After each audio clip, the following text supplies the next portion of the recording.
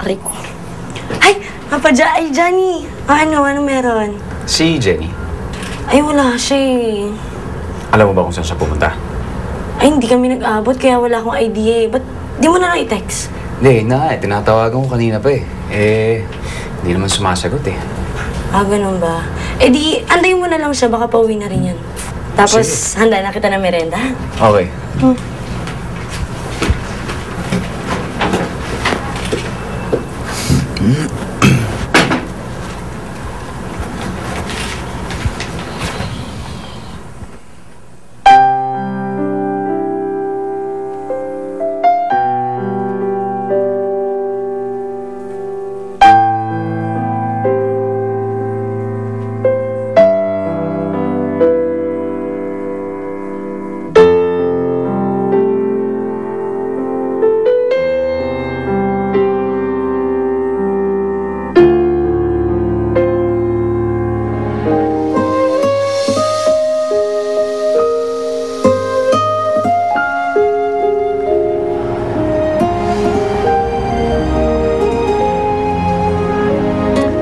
Jenny, naniniwala ka ba sa destiny? Ha? Bakit mo naman natanong sa akin yan? Dahil ako, sigurado ako na natagpuan ko na yung babaeng itinakda para sa akin.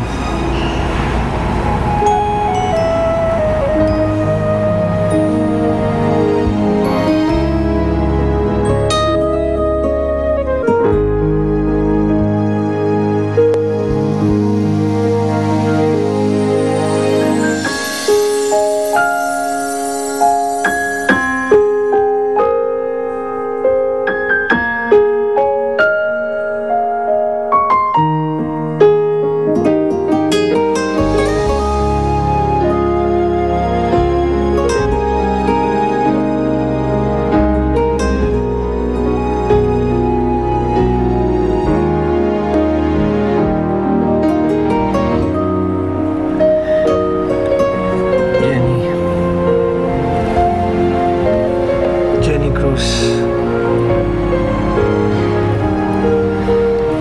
Will you marry me?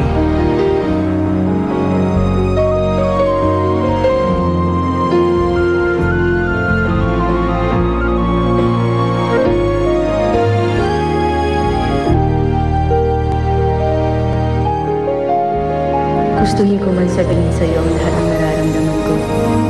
Hindi ko kaya. Wala din akong ibang taong pwedeng pagkwentuhan ito.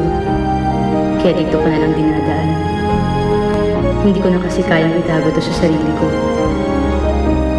Kailangan ko ilabas ang totoong nasa loob ko. Mahal kita. Hindi ko maisip kung paano o kailan ko ito nasimulang maramdaman. Siguro mahal kita mula pa nang maintindihan ko kung anong ibig sabihin ng pagmamahal. O siguro bago pa yun. Hindi ko alam. Magulo ang lahat ng ito para sa akin. Ang malinaw lang, ang nararamdaman ko para sa'yo. Mahal na mahal kita, Johnny.